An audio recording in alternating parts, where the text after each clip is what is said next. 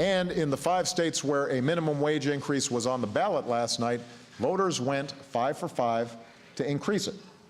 And that'll give about 325,000 Americans a raise in states where Republican candidates prevailed. So that should give us new reason to get it done for everybody with a national increase in the minimum wage. And therein, right there, lies a bit of a paradox. Back with me at the table, Katrina Van Hool, Dorian Warren, and Josh Barrow. All right, so the president mentioned this last night, and every liberal website, and I'm sure I think I saw this article in The Nation also, everyone's like, but the minimum wage, guys, 5 for 5, right? Yeah. And the best example of this is Arkansas. So last night, Arkansas voters, 65.9% to 34%, approved a minimum wage hike in Arkansas, which is great, good for the workers of Arkansas. Now, in that same race, Tom Cotton beat Mark Pryor by about 17 points. Absolutely drubbed him, 56.5 to 39.5, okay? That's in the same electorate. It's not like you can't say like, oh, turnout is the issue. It's like the same people. This is my favorite thing.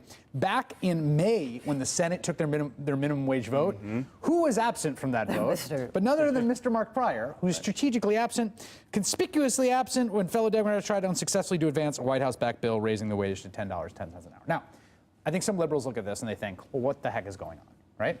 So here's my explanation. First of all, if you're looking at, if you're saying, I want a higher minimum wage and I'm going to vote for Mark Pryor, that's not going to matter. Like, seriously, it's not going to pass. And I think the dysfunction, the level of dysfunction in Congress has seeped down far enough that people are like, well, I could vote for Mark Pryor, I guess, who supports the minimum wage, although he didn't even really campaign on it.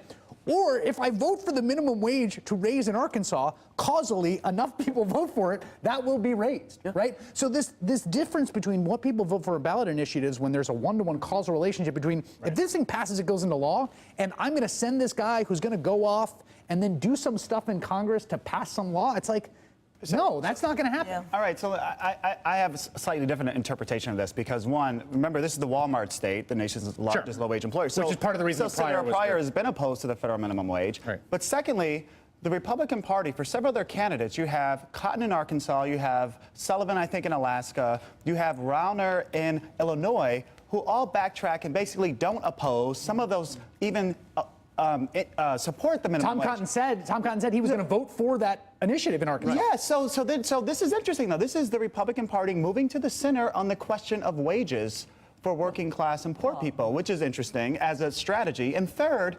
Democrats forget that you can't advance a policy for people without a narrative around it. That's right. And so you can't separate what's the story about the minimum wage? There has to be a broader. Right, Josh, your response. I have a third theory of this. Yes. Which is that I think Democrats have really misread the politics of the minimum wage. They're right. Minimum wage increases are popular. If you put modest minimum wage increases on the ballot, they'll pass almost anywhere. That doesn't mean people really care about the issue a lot necessarily. Or that the vast majority of voters care. Right. I mean, the people making the minimum wage care. And I think there's been when the president goes out and says it's time to give America a raise, talking about a minimum wage increase, how does that sound to a voter who makes $20 an hour or $30 an hour?